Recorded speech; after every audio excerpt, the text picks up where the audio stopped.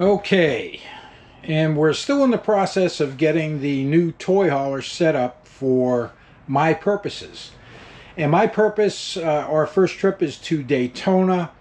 I'm going to be racing in the ASRA October races at Daytona. And I want to bring my Harley as well. I don't want to be drilling a bunch of holes in the floor. So, in steps, bolted on.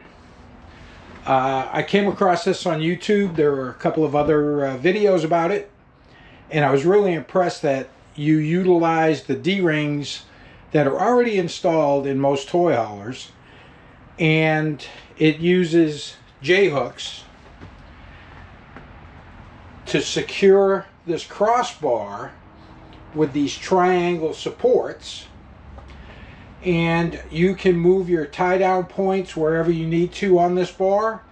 It has plenty of options, and they also have an adapter to use your Condor. Now, I have a Condor wheel chock. Bolted On also sells wheel chocks, wheel stands. So you can get everything you need directly from them, or if you already have either a Condor or a Harbor Freight motorcycle front wheel chock, he makes adapters for those. The only thing I'm going to have to do is drill 2 holes in the Condor once I set the height and get that all set up, and everything will bolt together nice and easy. So that's the layout. The 67-inch works perfectly for my toy hauler,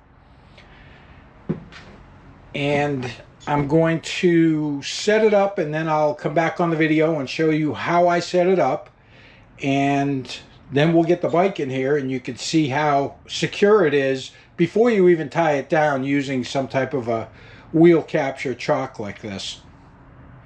Okay, so I drill the holes in the Condor, as you can see here. Put some blue Loctite on those, and I put the bolted on bracket on the back of the Condor. I did remove the Condor cross brace because I don't have the room for it where I'm going to put the bike. If I moved it over, I could leave that on, but where the bike's going to be, it's going to interfere with the D-rings that are in the floor. Take it off. Don't really need it anyway. You don't need the extra support. This thing is solid as a rock. So I set it up to where this comes up from the bottom.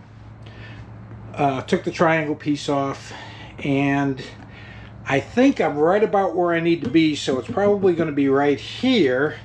I'm going to slide the Condor up, raise the bar up, and drop it in.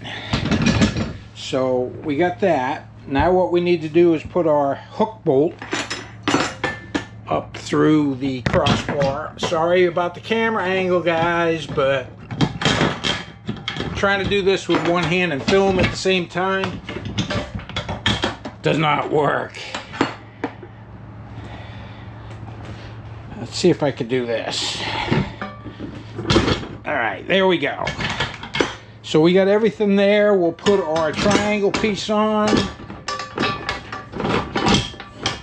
Probably right about there, just so it's kind of out of the way. Triangle piece, hook bolt for the D-rings. I love these knobs. They're nice rubber knobs with a solid center.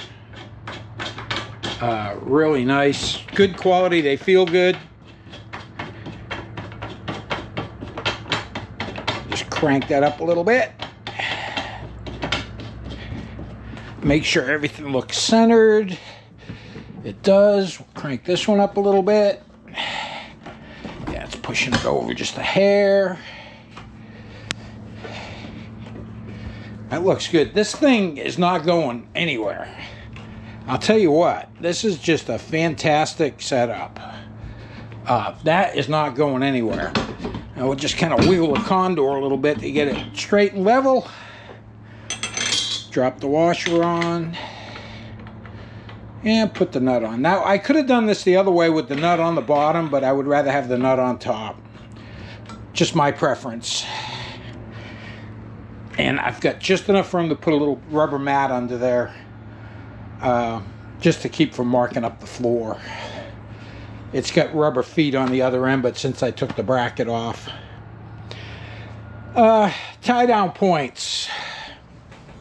You got doubles and you got singles. I opted for a couple of extra singles, probably here and on the end, and that'll be my front tie down. The back tie downs will go to the center D-rings, probably off of my crash bars, just to keep the bike from jumping around on any bumps or anything. And I am thoroughly impressed. This is a game changer. So if you buy a new ToyHauler and you don't want to drill a bunch of holes, this by far is the way to go. Even if you already own a captive wheel setup like this, like a Condor, Harbor Freight, or you can buy one directly from Bolted On. Buy the Bolted On one if you don't have one. Everything comes from Scott. Great guy. Talked to him on the phone. Told him I was working on a short time frame. He got this stuff right out to me, so we're going to be set up for Daytona. This is going to be pretty cool. And all right, so we'll be back as soon as I get the Harley and get the ramp down. We'll get the Harley up in here and I'll show you what it looks like. Okay, I have made all of my adjustments and I've settled on this. However, I got to get back on the phone with Scott and order one of his universal wheel chocks. I'm not going to drill any holes for the pit bull restraint system. I'm going to use this system exclusively. So I'll get that wheel chock on order. Hopefully he gets it to me first part of next week and I can get it in there. I've got a ton of room on the mounting system right here. Put that wheel chock on, pop the race bike in it. I already had the Condor mount, so I couldn't see buying two of them. I should have bought one to begin with, but you know, it is what it is.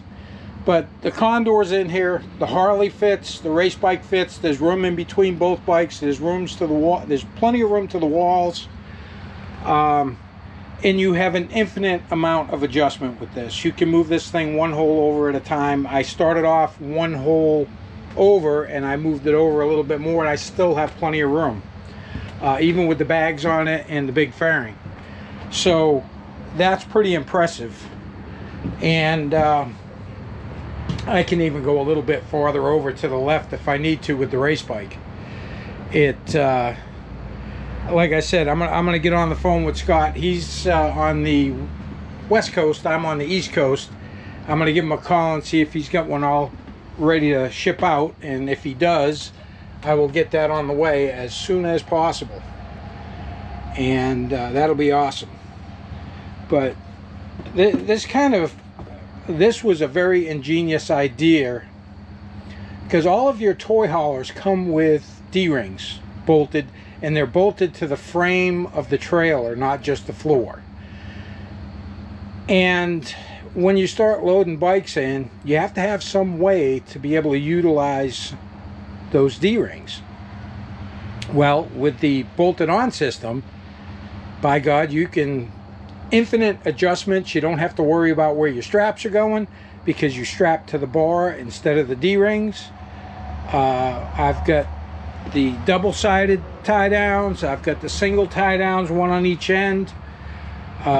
Like I said, that other wheel chock will go somewhere right in this section here, and that'll capture the front wheel of the race bike.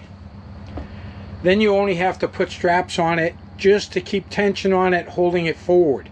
You don't have to load up your suspension. And for the rear, utilizing the D-rings I have, what I'll do is I'll just put a strap, two straps actually, around the rear wheel to these D-rings on the race bike and on the Harley. And that's so when you hit a bump, the rear of the bike doesn't shift left or right and rub up against things. So there you have it. That's a pretty awesome system, and I'm very impressed. The machining, everything is just really nice. It's all powder coated, and you know, the 2 J hooks, and it's out. So it's very easy to remove. You get to wherever you're going, you remove it, throw it in the back of your truck, or throw it under the trailer, and you know, you don't need any tools to do it, which is great.